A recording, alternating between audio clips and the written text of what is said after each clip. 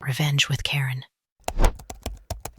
Sign the non-compete or you're out, Troy said, like he was offering me a dinner mint instead of a corporate guillotine. HR's fluorescent lights buzzed above us, and I swear the air vent let out a groan, like even the building couldn't stomach his smug little power play.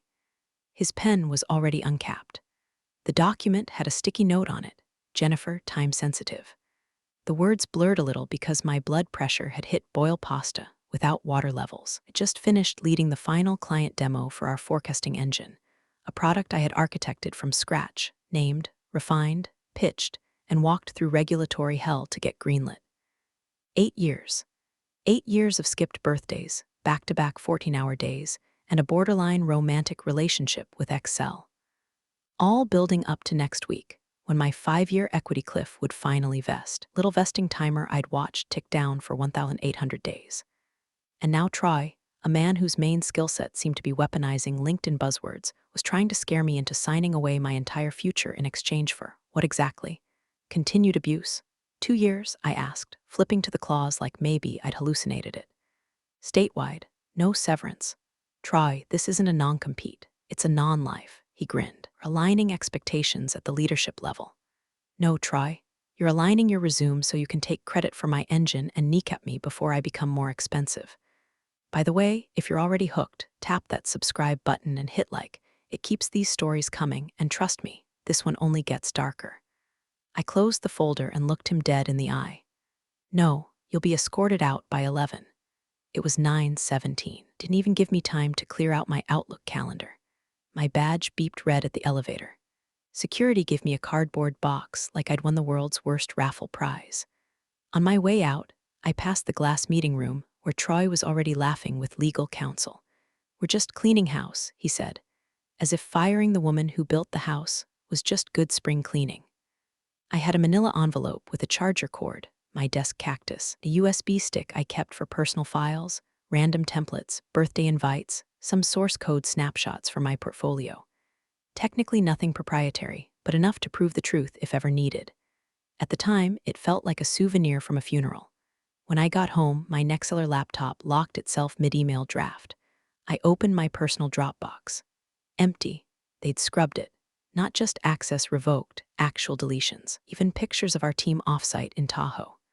Even the stupid meme I'd made of Troy's Synergy roadmap chart, looking like a toddler's crayon accident. All gone. That night, I lay on my couch staring at the ceiling fan, letting it spin like the wheels in my head, trying to process how 8 years of loyalty could be shredded in one meeting. The walls of my apartment felt unfamiliar, like I didn't live there, just hid there after getting kicked out of a life I'd built with surgical precision. And still, I didn't cry. Not yet. The thing about betrayal is it doesn't always hit you like a car crash. Sometimes it's a slow bleed. And sometimes, if you're very, very lucky, it's the start of something much more satisfying. Something cold, something methodical. Something that makes even the smug bastards in designer shoes realize maybe they shouldn't have underestimated the quiet one. 'Cause here's the part Troy never understood.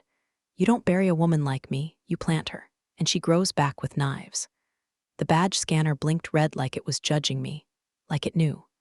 By the time I reached the elevator, I was officially a ghost in my own office, locked out, blacklisted, erased with the efficiency of a corporate crime scene cleanup.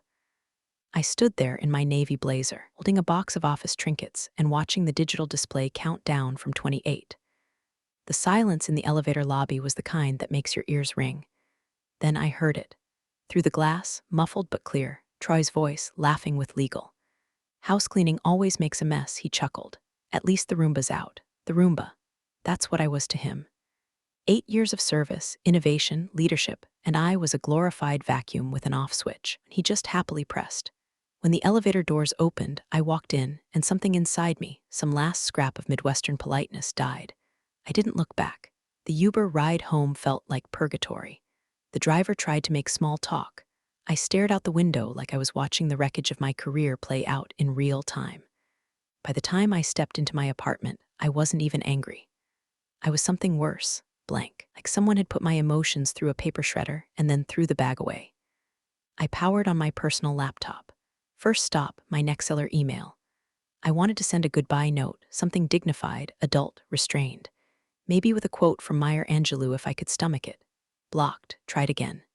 Still blocked. I logged into my cloud drive where I'd kept copies of photos, team documents, non-sensitive design notes, even a congratulations from the CTO when my engine prototype hit 96% accuracy. Empty. They didn't just remove access. They scrubbed me. Like I'd never existed. Like my name had been a dry erase smudge on a whiteboard they'd finally wiped clean. I sat there, frozen in my desk chair, staring at the spinning icon of a deleted file folder, wondering how many hours of my life now existed only in someone else's server log. Then, on impulse, I reached for the USB stick I'd pocketed from my drawer before leaving, plugged it in. There they were, snapshots of raw source code, early models, my original UI drafts, and an email thread from 6 months ago where Troy praised my system's performance in all caps like a frat boy discovering crypto. This engine prints money. I didn't know what I was going to do with them yet. I wasn't thinking revenge. I wasn't thinking anything. I was just cataloging. That's what survivors do. We document. I cracked open a beer, sat on the couch in my blazer like some kind of deranged, jobless executive, and turned on the news. They were covering some celebrity trial, a senator's affair, a gas price hike. Real disasters, not mine. My phone buzzed, message from Serena, my old colleague in QA. He really did it. Holy SHT, want to talk? I didn't reply. I wasn't ready to talk. I wasn't ready for sympathy or pep talks or job board links with little apply now buttons blinking like hope in a straitjacket. All I wanted was silence. And maybe a plan. At 3 a.m., I sat at the kitchen table with a legal pad and started writing down everything I remembered from the last 12 months.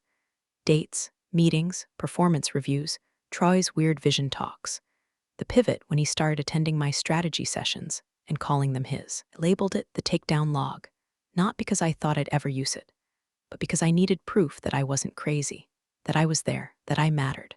The rage was starting to bubble now, slow and steady, but I buried it under a blanket of logistics, timelines, and folder names. That's how numb survival works. You don't cry, you organize.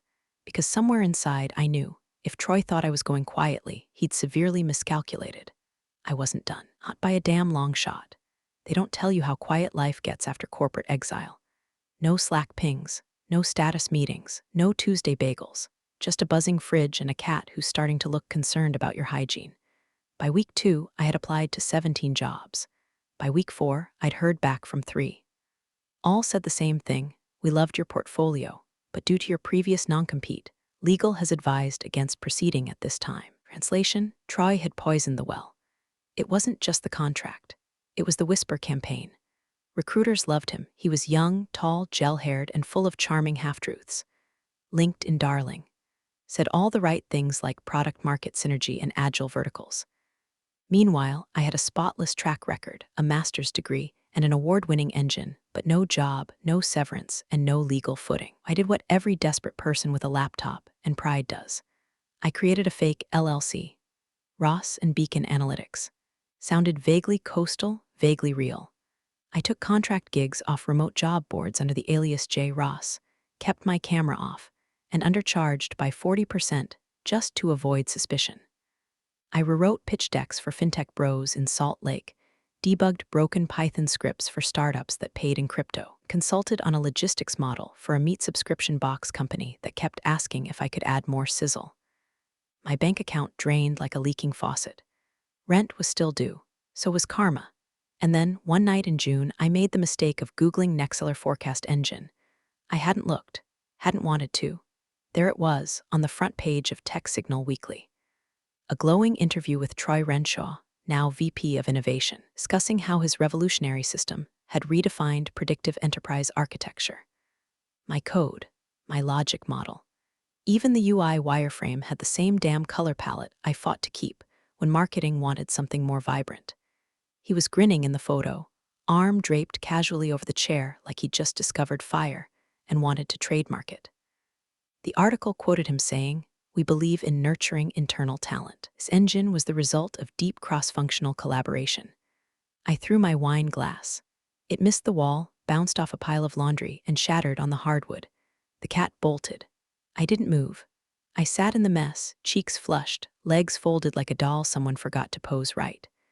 I opened my laptop, typed Department of Labor retaliatory termination complaint into the search bar, and found the form in seconds. Bookmark. I stared at the submit button for a full minute. Didn't click. Not because I wasn't ready to fight, but because that wasn't the fight I wanted. I didn't want pity. I didn't want a 6-month arbitration process and a $5 Starbucks gift card as an apology. I wanted strategy. I wanted surgical. I wanted him to feel what it was like to have everything crumble under your feet while the world watched and no one stepped in. I wanted him to know exactly whose name he erased. So I closed the tab, opened a spreadsheet, named it Phase 1. Then I poured another glass of wine and started listing every person I knew who still worked at Nextseller, every partner, every client. And one name jumped out: Klein and Danner Logistics Group, our biggest enterprise partner, the one who'd signed a 7-figure deal based on my forecasting module, the one whose CTO I'd personally onboarded, one who told me, if this system does what you say, Jennifer, you're going to change our entire supply chain. I hadn't emailed them in over a year, but I still had the CTO's direct line. And I had an idea: not revenge, not yet, just recalibration. Strategic alignment, the kind that makes smirking men very, very nervous. It came in the middle of a Thursday afternoon, just as I was rewriting a broken regression model for a DTC mattress startup that thought machine learning meant renaming tabs in Excel. My inbox chimed with a message from Serena. Bless her stubborn loyalty. Subject: thought of you when I saw this. The link was to an article buried deep in the Midwest Labor Law Review. A site so dry it made C-SPAN look like a Marvel movie. The headline snapped my spine straight. State Assembly passes SB 83B, sweeping reform to non-compete enforcement. I clicked. And read, then reread, then printed the damn thing out and sat cross-legged on the floor with a yellow highlighter like I was cramming for the LSAT. The new statute wasn't splashy, no press release, no Twitter buzz, but it was seismic. For the first time, our state had set clear restrictions on the enforcement of non-competes for high-skilled, non-executive laborers, retroactively. And there, in the third subsection of a transitional clause, was the language that made my pulse skip: termination deemed retaliatory and absent due cause shall render any associated non-compete null and unenforceable if conditioned as a term of continued employment post-January 1. That was my case, word for word. I was terminated after refusing to sign a non-compete. No cause, just Troy playing house with HR and thinking director meant disposable.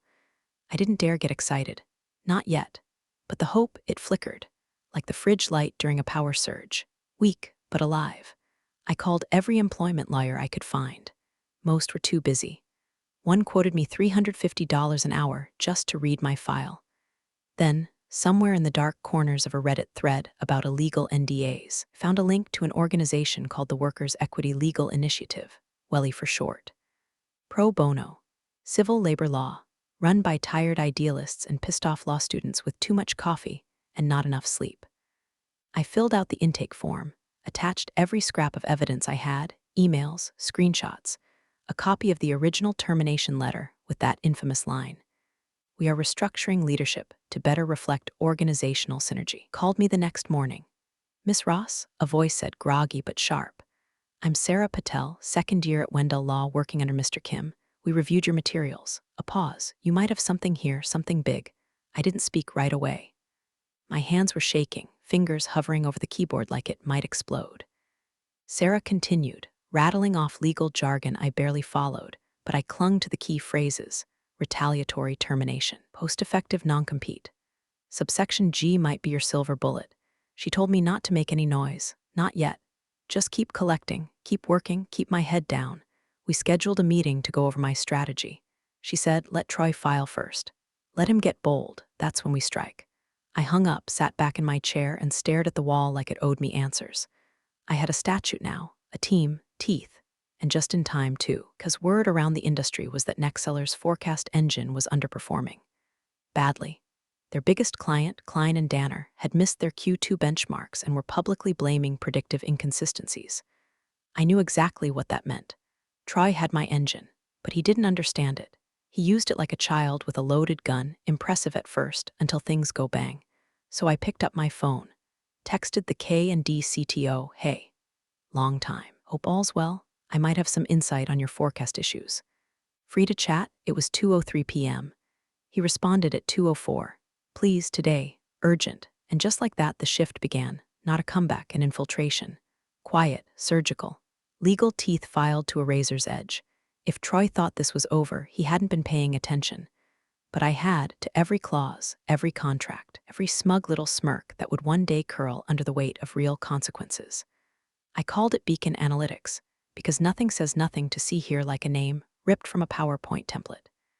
Set up the LLC in Delaware, registered a clean domain, paid a guy on $5 or $70 to design a minimalist logo with a pretend mission statement, illuminating clarity through data. I didn't need investors.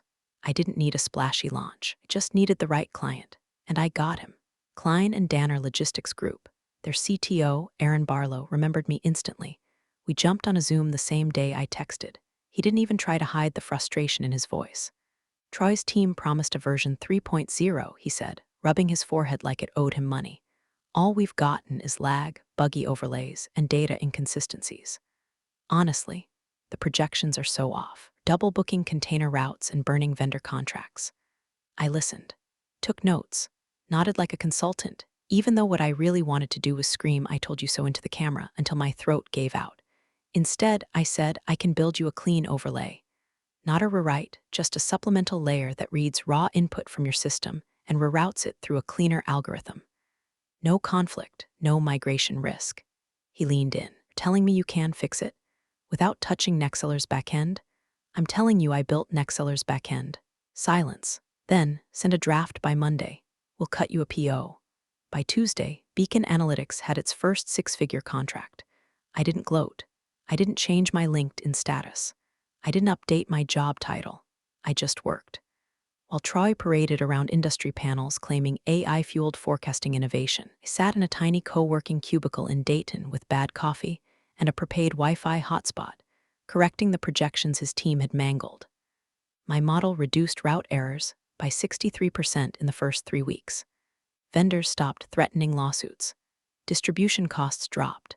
Kay and DTK's COO sent me a fruit basket. Meanwhile, back at Nexceller, the board was reportedly concerned about product inconsistency. Confusion was spreading like mold. How was Troy's forecast engine underdelivering if it was built by a genius? And who was this no-name boutique firm suddenly scooping up accuracy awards from the same clients Nexceller used to tout in their press deck? Whispers started. I know because Serena forwarded me the internal Slack thread. VP Sales. Anyone heard of Beacon Analytics? They just saved K and DTK's Q3. Product lead? I think they're using a hybrid version of our architecture. How is that even legal? Good question. Enter Troy's panic email. To me. The subject line was classic. Concerning your current engagements, he didn't even bother with a greeting. Jennifer, we are aware of your activities under Beacon Analytics and believe them to be in violation of the terms set forth in your previously signed non-compete agreement. Cease all activity immediately or face legal escalation. Regards, Troy Renshaw, VP Innovation, Nexceller Systems. I read it 5 times and actually laughed. Because the non-compete he was threatening me with, the one attached to a termination letter citing strategic restructuring with no cause, the one drafted after January 1st? Yeah, that one. I forwarded the email to Welly. Sarah wrote back 10 minutes later, perfect. Let him file. He's walking straight into the statute. I replied to Troy with exactly 2 words, looking forward, and then I went back to work. No fireworks, no loud declarations, just line after line of code, every one a quiet little hammer chipping away at his glass castle.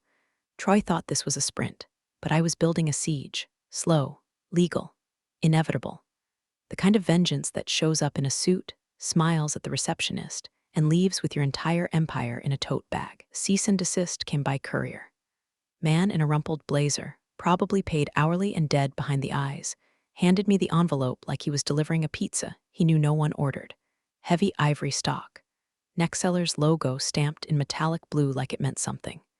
Inside, 4 pages of huff and puff, legalese wrapped in corporate tantrum. A masterpiece of fear disguised as confidence. We're demanding immediate cessation of services that directly compete with Nexceller's intellectual property. They cited my alleged violation of Clause 7.2c of the non-compete. They even bolded that part, like a judge was going to be swayed by aggressive formatting.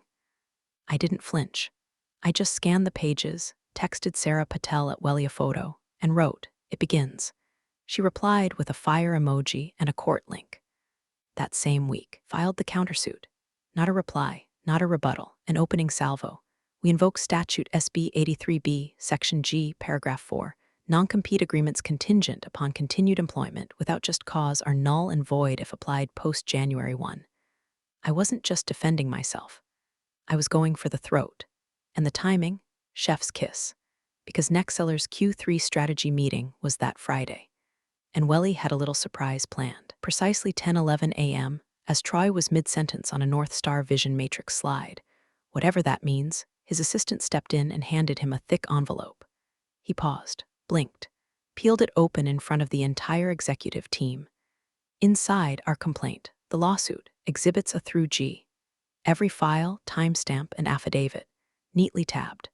Our attorney's name stamped on the cover like a warning label. Witnesses said Troy's face drained of color, so fast someone offered him water.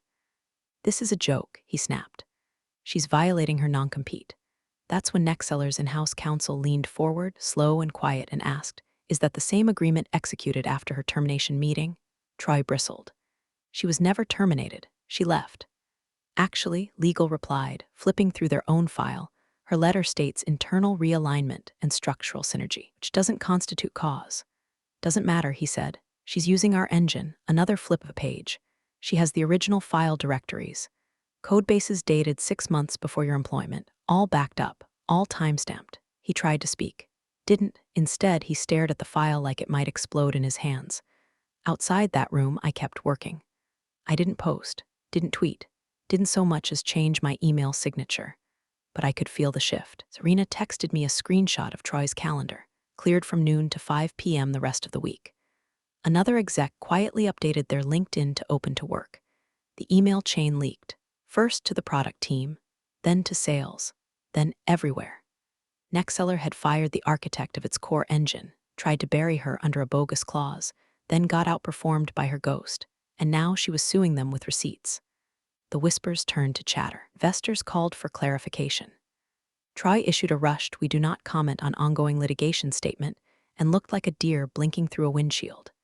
Meanwhile, discovery began. Welly sent subpoenas for Slack archives, email logs, JIRA tickets, and deployment notes. We cross-referenced commit histories, screenshot every mention, even pulled a project milestone calendar with my initials next to 92% of the deliverables. The crown jewel. Black message from Troy, dated 2 months before my termination. "We need to push Jennifer out before her vesting hits. She's too embedded. Take her name off the roadmap." That went straight into the folder labeled malice. When Welly showed me that screenshot, I didn't say a word. I just clicked save, sipped my coffee, and stared at the blinking cursor on the summons draft. It was ready. It was time.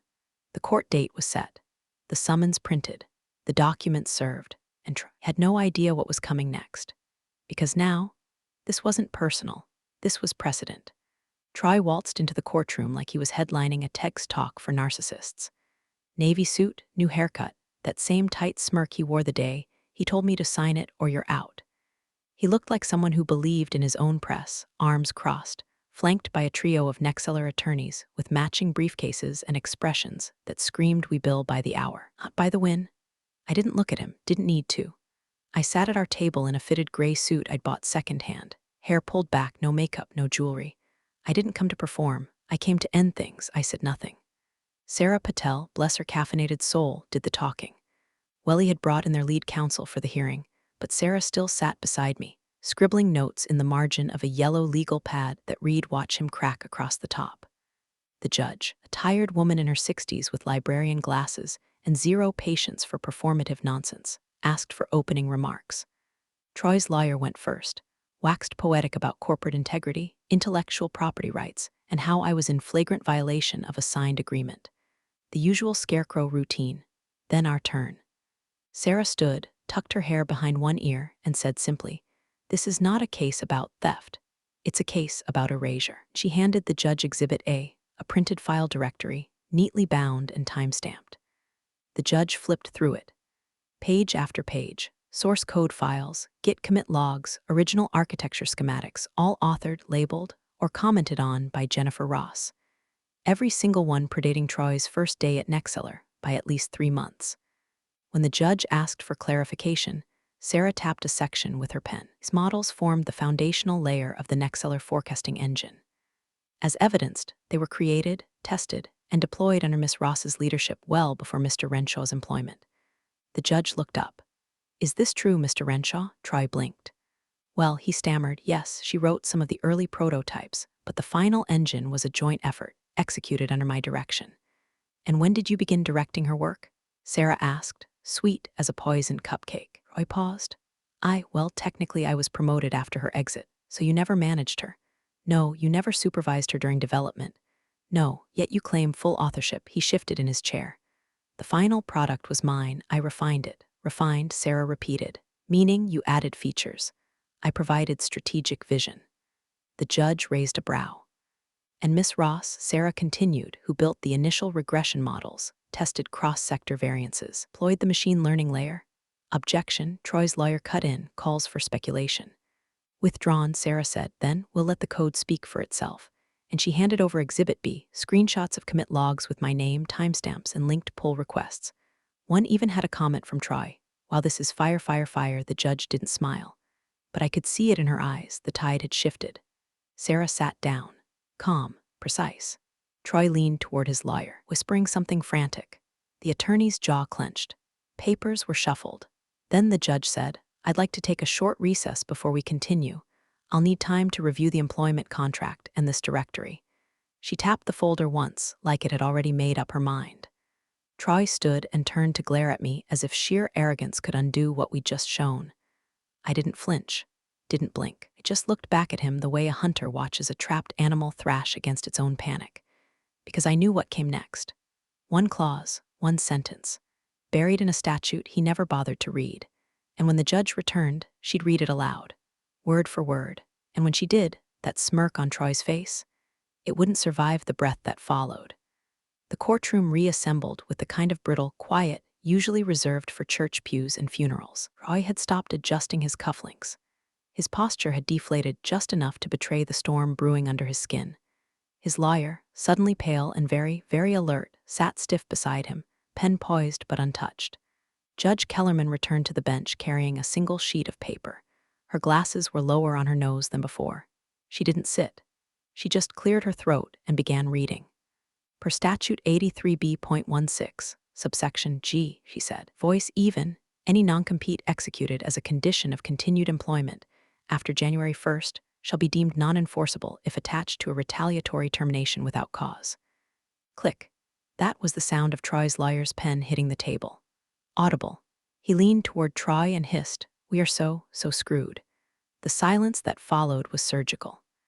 The kind of silence that slices open the moment and lets truth spill out. Judge Kellerman placed the page down, looked directly at Troy, not at his lawyer, not at legal, not even at me. "Mr. Renshaw," she said, "you and your counsel submitted no evidence of cause, no documentation, no performance warnings, no disciplinary action against Miss Ross prior to her dismissal." Troy opened his mouth. She raised a hand. "Don't speak." He didn't. The judge turned to our table. "Miss Ross, your counsel has motioned for compensatory damages and of intellectual property attribution and injunctive relief against further use of the contested model under Nextseller branding." Sarah stood. "That's correct, Your Honor. We are also requesting costs, prejudgment interest, and a public correction on all corporate filings referencing authorship." The room didn't breathe. Judge Kellerman gave a single, deliberate nod. "We'll begin proceedings for damages this afternoon." Then, almost as an afterthought, "And let the record show, this court finds the non-compete unenforceable under state statute. Miss Ross's countersuit will proceed." Boom, no explosion, just the gavel. But it felt like a bomb had gone off in the room. The kind that doesn't shatter glass, but strips every mask from every face. Nextseller's general counsel turned slowly, leaned into Troy's ear, and said loud enough for the court reporter to catch it, "Why didn't you settle?" Troy didn't answer. He couldn't, because he'd insisted on pushing this. He was the one who filed the cease and desist. He was the one who took credit for something he didn't build. And now his name was going to be permanently etched into legal databases under the keyword retraction. I sat still, back straight, hands folded, no emotion on my face. But inside Inside, I was lava, not rage, not triumph. Just the slow, burning certainty that justice was no longer abstract. It was operational. It had teeth, and they had just sunk in. Sarah leaned toward me and whispered, "We've got momentum now." I nodded once. The judge called a 10-minute recess. As people filed out, Troy stayed seated, staring at the spot where the judge had stood like it might suck him into the floor. And then he looked at me. Finally, no smirk, no condescension, just raw, unfiltered dread. He had climbed the ladder on my shoulders, and now he was falling, rung by rung, through a trapdoor he installed. I didn't look away, because I wasn't gloating. I was documenting, and the next page would be the reckoning. The verdict came on a Wednesday. Gray skies, rain that didn't fall so much as hover in the air like a threat. The kind of weather that makes you feel like something's waiting to end. Judge Kellerman read the decision without flair or apology, her voice flat and surgical. Exceller Systems is hereby ordered to pay $2.4 million in compensatory damages to Miss Jennifer Ross, inclusive of interest and legal fees. The court further grants a permanent injunction against the continued representation of the disputed forecasting engine as an internally developed asset. Intellectual authorship rights shall be publicly attributed to Ms. Ross across all relevant filings, product documentation, and marketing collateral, retroactively and henceforth. The transcript will say I nodded. What it won't show is the quiet rupture in my chest, the sound of something old and calcified, bitterness, grief, humiliation, finally cracking and spilling into the drain. It was over. Not revenge, correction. Truth sharpened and served in a courtroom, with consequences wrapped in legalese. Troy wasn't present for the judgment. He'd left during closing arguments, uttering something about needing to prepare for appeal. But the appeal never came. Instead, 6 days later, an internal HR memo from Nexceller leaked to the press. Subject: personnel update effective immediately. Troy Renshaw has been terminated for cause. We wish him the best in his future endeavors. His LinkedIn vanished. Scrubbed. Erased like a misstep in a resume no one would ever verify again. Industry blogs speculated. No one wanted to say it out loud. You don't get terminated for cause unless someone shows the receipts. I had all of them. I didn't respond to the press inquiries, didn't give interviews. I wasn't interested in vindication by social media. I wanted space. That Friday, as I was finalizing a small onboarding contract for a logistics firm in Portland, an email came in from a cloaked domain. Subject: Jennifer. Upcoming board transition opportunity, no signature. Just a line: we've been following your case. Your clarity under pressure was instructive. We'd like to speak about a potential board seat. Confidentially, for now. I didn't reply, didn't mark it unread, didn't even smile. I just let the cursor hover for a moment. Then I moved the message to a new folder. Next. Stood up. Poured black coffee into a chipped ceramic mug from the Beacon Analytics kitchen. Walked to the window. Outside, the city was alive with horns and wet pavement, and people trying to outrun whatever version of failure they were currently failing at. And I was calm. Done, not healed, because that implies you go back to something. No, I wasn't returning. I had changed. And Nexceller, they were still trying to figure out how their miracle engine became their liability. Their investors wanted explanations. Their clients were pivoting. The name Jennifer Ross was now etched into more than just lawsuit databases. It was on patents, in procurement reports, in the footnotes of every presentation slide that used to bear Troy's lies.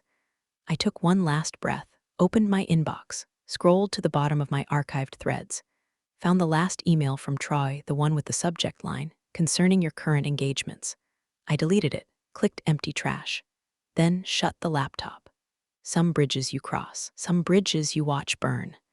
But some, you salt the damn ground where they stood, so nothing that arrogant ever grows back again. Appreciate you sticking around, you wise old rebels. Smash that subscribe button, or this fossil might just cause another epic fiasco.